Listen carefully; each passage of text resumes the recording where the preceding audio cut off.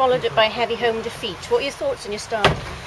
Yeah, I felt that getting over Tuesday night's defeat, it was taking a little while, because I actually thought we played quite well in the game.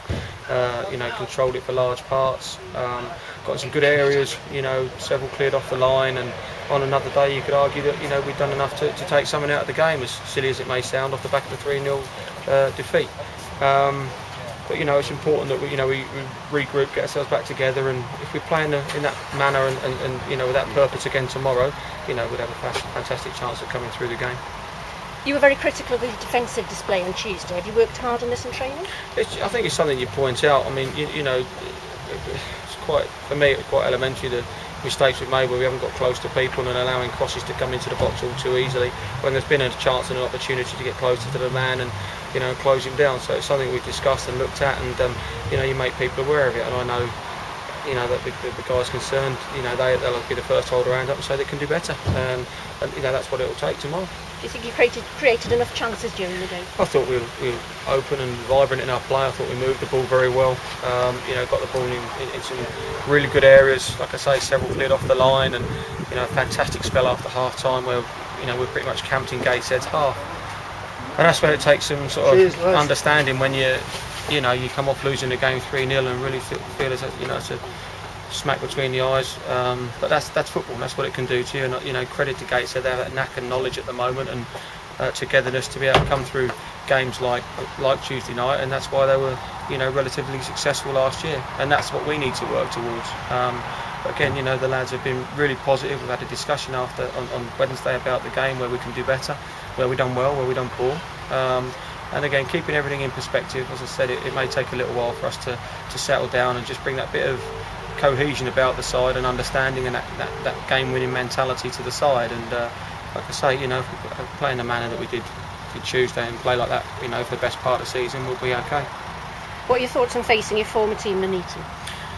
Yeah, at the end of it, it's another game. I'm a Wrexham man now and in charge of Wrexham. That's my sole focus now. I've got a lot of good friends, of course, in Nuneaton, but I want 3 points. Wrexham's, my job and my team, and I want to come here and be successful. That's what I want. And there's no room for sentiment. I want to get on and get the job done tomorrow. Louis Moult and Wes York, 2 former Nuneaton players now on the Wrexham side. Are they keen to do well? Absolutely. I think you look at Wes' 2 goals on the opening day. Louis had a hand in one of those. Wes gets man of the match for us on Tuesday night, so he's in pretty good form. Louis the same. I think both have come here and provided a freshness to us and a vibrancy to our attacking play. And they need to make sure that they're consistent through the course of the season, and performing to that sort of level again on Saturday. If they do, like I say, they're a threat. They're both good players in their own right, different sort of players, but they're good players, and I'd like to think they're, hopefully over the course of the season, will show they're an improvement on what we are and what we were last season. There were over 4,000 at the game on Tuesday. How important is it that fans stick with the team?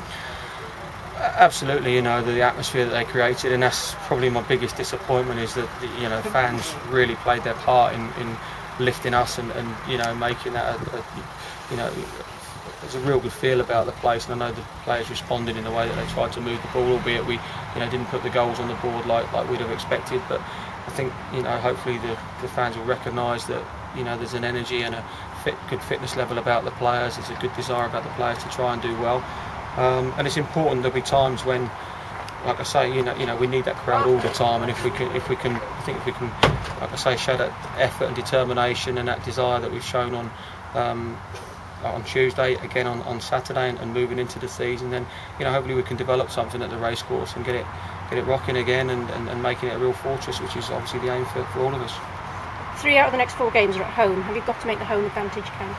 I think so. I think you look at the fantastic home following that we had there on Tuesday night, and as I say, that's the biggest thing that disappoints me, that I kind of feel we let them down in some ways by not taking something out of the game.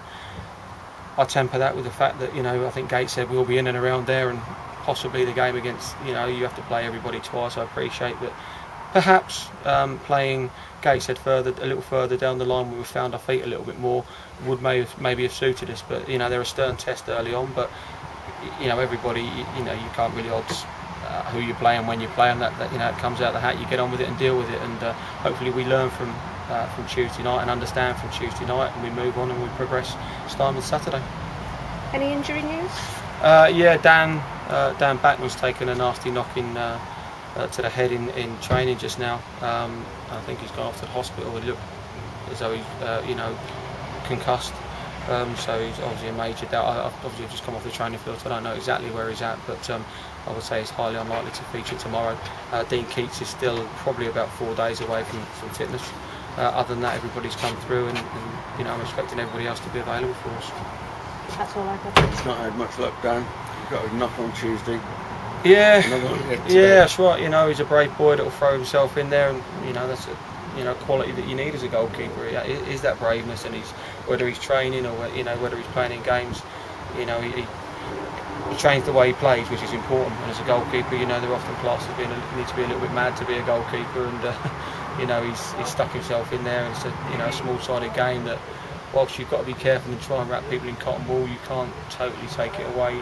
You know, that competitive edge, and these are things that occasionally do happen, and I'm disappointed, but let's just hope he's not too bad and he recovers in the next few days.